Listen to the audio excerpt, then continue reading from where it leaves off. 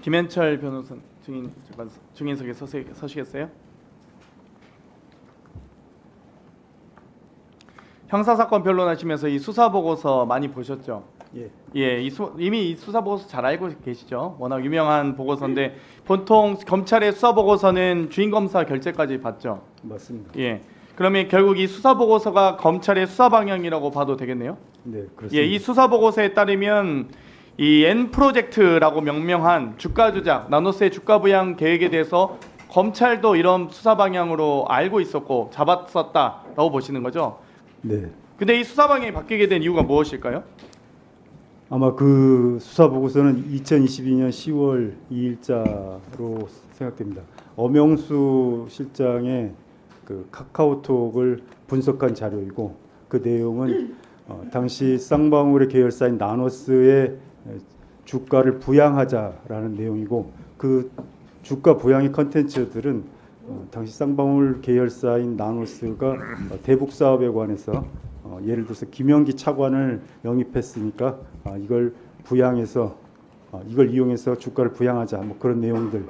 예, 수사 보고서의 첨부 다 내용을 보면은 카카오톡 대화를 통해서 박철준 이 소위 쌍방울 주가 조작의 키맨이 오늘 또 N 활성화 부탁요 방용철이 그게 뭐냐 쌍방울 부회장입니다. 또 그러니까 김영수 쌍방울 미래전략본부장이 나노스 댓글이라는 이야기까지 합니다. 변호사께서 이거 아시죠? 국정원 문건. 예, 맞습니다. 국정원 문건에도 국정원이 이 주가 조작의 연루설이 퍼지자 제기가 가능성이 높아지자 사전 예방적 차원에서 종결했다라는 국정원 문건도 있지 않습니까? 맞습니다. 예. 그러면 이렇게 1심 판결문에도 이 쌍방울 주가 부양에 도움이 될 만한 사업에 대해서 이 김성태가 마련한 자금을 환치기 방식이나 현금 소지, 중국 출국 등 다양한 방법으로 밀반출해서 조선노동당에 대한 대북 로비 사업 또는 이행보증금 명목으로 지급하기로 계획하였다라는 것이 안부수 1심 판결문에도 있는 내용 아닙니까? 검찰도 법원도 국정원도 주가 조작과 이 소위 대북 로비 사건으로 오히려 확대돼야 된다고 생각하는데 어떻게 생각하십니까? 2022년 10월까지 당시 검찰은 이 사건을 나노스의 주가 부양 사건으로 바라봤던 것 같습니다. 근데 왜 김성태 회장은 외국환 거래법으로 기소가 되죠? 국가보안법이나 특가법상 국외재산 도피에 대해서 징역 10년 이상 무기징역까지 구형할 수 있는 거 아닙니까? 맞습니다. 그런데 왜 안 했습니까? 김성태가 나중에 수사한 건가요, 검찰이? 김성태가 체포된 이후에 김성태와 검찰이 모종의 거래가 있었던 것으로 보입니다. 김성태가 예, 변호사님 죄송합니다. 제가 좀 이따 질문 드리겠습니다. 돌아가셔도 좋습니다. 이화영 증인 이분 누구신지 아세요? 혹시? 잘 모르겠습니다. 이분 누구신지 모르세요? 박상용 검사네요. 그죠? 박상용 검사입니다. 예. 너무 잘 나왔나요, 사진이? 아니요, 잘 모르겠습니다. 이분이 그 사건 조작의 검사 맞습니까? 저기 앉아 계셔야 될 분이 안 나오시는 거잖아요. 뭐가 그렇게 두려운지 모르겠습니다. 그럼 김성태 하나 질문드리겠는데요. 이 옥중서신 본인이 쓰셨습니다. 검찰 고위직 출신 전관 변호사가 회유 협박을 했다고 하셨습니다. 그 전관 변호사 누굽니까? 제가 전 이름을 이 자리에서 말씀드리고 조모 변호사님이신데요. 조재현 변호사 맞습니까? 예, 아니요 하세요. 제가 질문 드린 거잖아요. 네. 23년 6월 19일, 29일 두 차례에 걸쳐서 박상용 검사가 연결해서 만나신 거 맞습니까? 날짜는 제가 정확하게 잘 모르겠습니다. 그러면 박상용 검사 연결해서 만난 거 맞습니까? 박상용 검사실에서 그러면 그 변호사가 김성태 진술 인정하고 대북 송금을 이재명을 위해 한 일이라고 허위 진술하라고 하셨습니까? 했습니까? 조 변호사께서 그렇게까지 직접적으로 말씀하시지는 않았고요. 네. 그러니까 그 전에 박상용 검사하고 저하고 혹은 수원지검 측하고 저하고 소위 딜했었던 일련의 내용들 그런 것들에 대해서 당신이 검찰의 고위층에 최고위층에 확인을 했으니 믿고 제가 그거에 대해서 계속 불신을 했고 이거 잘못하면 상당히 늪에 빠지겠다고 걱정을 하니까 조재현 변호사는 부산 고검 검사장 출신 매우 고위직이었죠.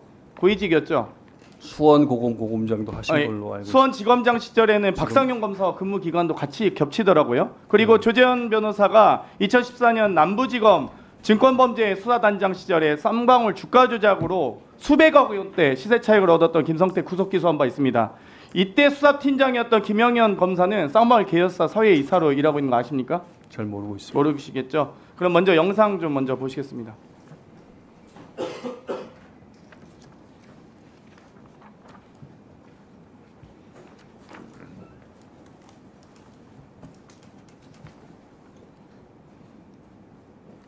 여기 영상에 나오는 김성태 회장 얼굴은 보이시죠? 네. 거기 주변 인물 잘 봐보시기 바랍니다. 네. 김성태 회장과 함께 술자리 하고 있는 사람들 누구신지. 네.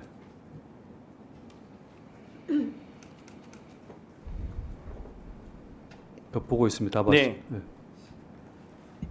지난 6월 20일 뉴탐사가 쌍방울 옥상에서 열린 파티, 옥상 파티 일명 옥상 파티 촬영한 영상인데요. 김성태 회장 옆에 있던 사람 누군지 확인하셨습니까? 저 의원님 말씀하신 조재현 변호사 맞죠? 그렇습니다. 이 조재현 변호사가 회유와 협박 등으로 이미 이날이 6월 20일 날인데요. 2주 전에 6월 7일에 1심 판결 있고 6월 12일에 이재명 대표 기소한 날입니다.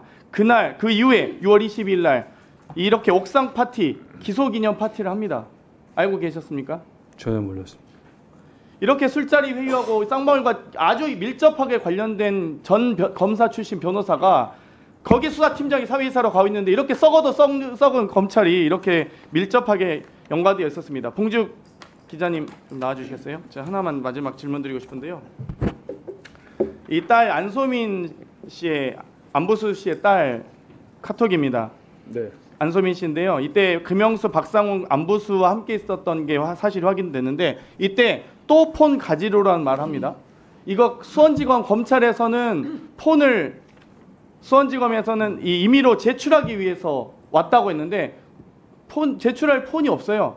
그러면 이미 이 사이에 이 전에 쌍방울로 갔던 폰이 언제 딸에게 갔으며 딸이 어떻게 수원지검으로 제출합니까? 그럼 수원지검이 지금 딸에게 제출하겠다고 했던 말과 제출하러 왔다는 말과 안부수의 딸이 지금 가지러 간다는 말이 맞습니까? 수원지검의 진술과 이거 지금 미공개된 카톡인데요. 네. 이 앞뒤 정확히 수원지검의 입장과 딸의 입장이 같습니까? 완전히 아니요. 정반대 아닙니까? 검찰이 압수했던 안부수 회장의 휴대전화를 딸에게 지난해 2월에 돌려줬고요. 그 돌려준 휴대전화를 쌍방울의 박상웅 이사가 달라고 해서 안부수 회장의 휴대전화를 쌍방울에 건네는 게 그 카카오톡 대화에 적나라하게 나오고 그 다음 달인 지난해 3월 18일에는 아예 이제 딸이 아버지를 검찰청 가서 면회하는데 그 면회 자리에 김성태 회장, 박용철 부회장, 김영수 모 대표, 박상웅 이사 등등 이게 딸이 쌍방울 임원들의 이름을 전부 알고 있습니다. 그러니까 한두 번 봤던 게 아니고 안부수 회장의 비서였던 김모 씨와 안부수 회장의 딸은 수시로 쌍방울 측과 연락을 했고 심지어는 아버지의 변호사비 5천만 원을 달라고 요구를 했어요. 그리고 쌍방울 측에서 변호사비까지 해준 걸로 저는 알고 있고 그와 별도로 오피스텔까지 구해준 겁니다. 그러니까 검찰의 해명은 폰을 제출할 시기는 아니고요.